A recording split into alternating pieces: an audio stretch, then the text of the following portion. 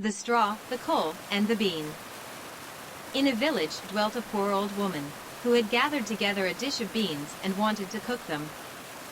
So she made a fire on her hearth, and that it might burn the quicker, she lighted it with a handful of straw.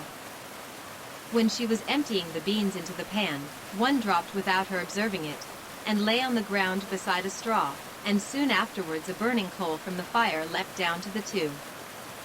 Then the straw began and said, "Dear friends, from whence do you come here?"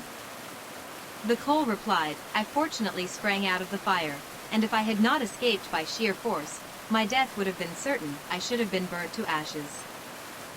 The bean said, "I too have escaped with a whole skin, but if the old woman had got me into the pan, I should have been made into broth without any mercy, like my comrades." "And would a better fate have fallen to my lot?" said the straw. "The old woman has destroyed all my brethren in fire and smoke. She seized 60 of them at once, and took their lives.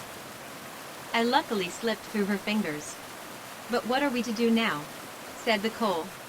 "I think," answered the bean, "that as we have so fortunately escaped death, we should keep together like good companions, and lest a new mischance should overtake us here, we should go away together, and repair to a foreign country."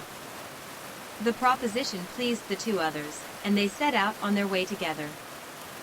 Soon, however, they came to a little brook, and as there was no bridge or footplank, they did not know how they were to get over it.